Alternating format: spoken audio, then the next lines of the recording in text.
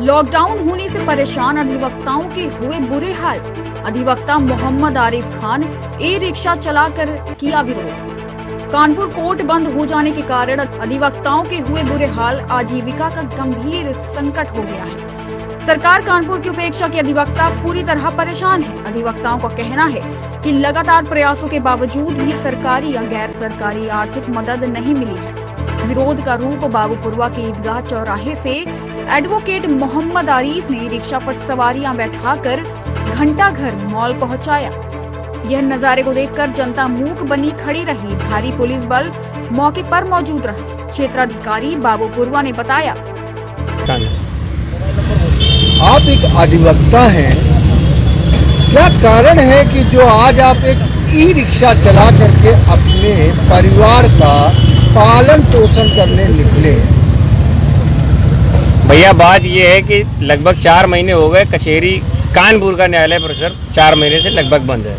मार्च का पूरा महीना लगभग होली की छुट्टी में गया, उसके बाद 21 मार्च से लॉकडाउन हो गया, फिर आया अप्रैल, फिर आया मई और अब हो गया ख़त्म हो गया जून।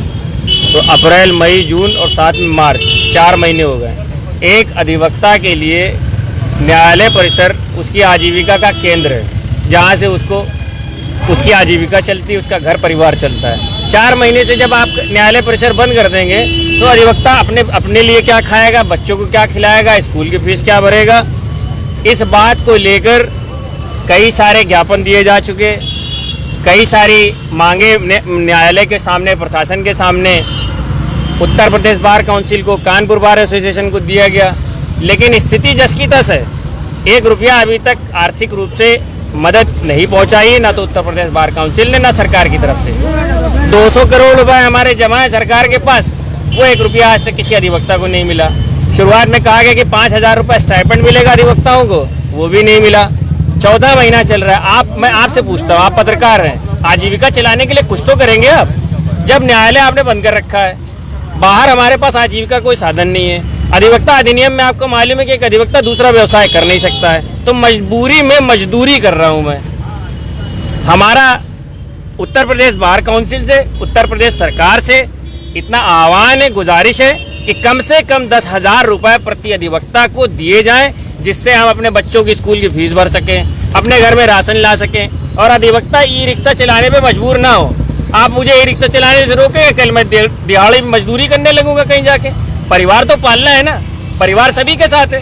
कुछ लोग कहते हैं ये एलीट प्रोफेशन है। अब अगर एलीट प्रोफेशन है तो हमारा एलीट प्रोफेशन जन सामान्य की तरह नहीं है, एक जगह केंद्रित है। केंद्रित कहाँ है? न्यायालय में केंद्रित है। न्यायालय है बंद, और वो भी 4 महीने से।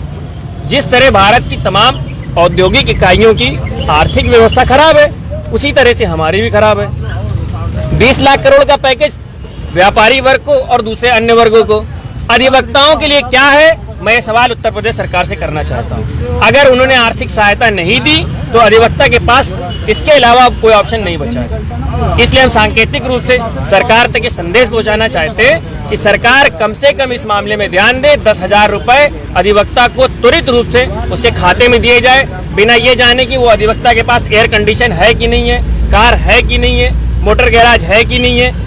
आपने इतनी शर्तें लगा दी। अब ये बताइए, अगर मेरे पास एयर कंडीशन है घर में और आप मेरी रोजगार या आजीविका बंद कर देंगे तो मैं बिजली का बिल कहाँ से भरूंगा? न्यायालय आपने बंद कर रखा है, कहाँ से बच्चों की फीस भरेंगे? पेट्रोल का खर्च कहाँ से आएगा? ये तो एक अजीब व्यवस्था वाली बात है कि आपने अधिवक्ता को इस वक्त इतना पंगु कर दिया है कि वो ई रिक्शा चलाने पे मजबूर है। ये बताइए कि ये रिक्शा आपका है या आपने किस तरीके की आर्थिक स्थितियों में इसको किराए पे लेकर के आज कई रुपए सवारी आप ढो रहे हैं, कहाँ से कहाँ तक? भैया हमने अपने दोस्तों से पता करा तो पता चला कि डेली वेजेस वाले जो होते हैं वो 200-300 रुपये प्रतिदिन के हिसाब से ई रिक्शा किराए पर लेते हैं।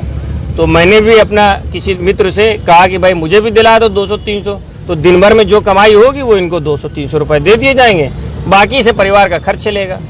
अब आइए हम बात कराते हैं इस वक्त जो अधिवक्ता महोदय यहाँ पर आरिफ, जो रिक्शा चला करके अपने बच्चों का पेट भरने के लिए निकले हैं रोडों पर, जो कि आज तक के देश के अंदर एक अधिवक्ता और बालिस्टर जिसका नाम, जिसके बेस पर पूरा देश चलता है, आज वहाँ पर हम देख रहे हैं कि एक अधिवक्ता जिस तरीके से एक रिक्शा चला करके अपने बच्चों का पेट भरने के लिए आज रोडों पर निकला है उत्तर प्रदेश सरकार। देखते हैं आगे क्या करती है। आइए बात कराते हैं एक महाशय जो कि इस रक्षे पर बैठे हैं।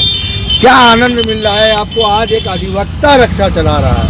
हम जो है जा रहे थे घंटाघर माल रोड, मैंने देखा एक अधिवक्ता जा रहा है तो मैंने अपनी बाइक यहीं खड़ी कर दी है और मैं इस अधिवक्ता को ये बताना चाह रहा हूँ कि इनको जो है सवारी के रूप में इनके साथ बैठ के और मैं इनके साथ घंटाघर तक जाऊँगा। इनको जो है 10 रुपये, मैं जो सवारी 5 रुपये 10 रुपये जो भी पड़ता हो मुझे मालूम नहीं है, लेकिन मैं इनको 20 रुपये दूँगा। मैं क्यों ये इस तरीके की बात कर रहे हैं कि एक अधिवक्ता को ये 20 रुपए देंगे और आम चालक को ये 10 रुपए देंगे? क्या इतनी आर्थिक स्थिति हमारे कानपुर के अधिवक्ताओं की खराब हो चुकी है? देखना है आगे क्या होता है इनके साथ। कैमरामैन अमजद के साथ Haroon Jafri, Bharat A to Z news channel Kanpur. थाना बाबूपुरा क्षेत्र के एक अधिवक्तागण हैं जो यहीं पे निवासित हैं। उनके द्वारा एक LIU के द्वारा सूचना मिली कि वो जिस तरह से बार में कुछ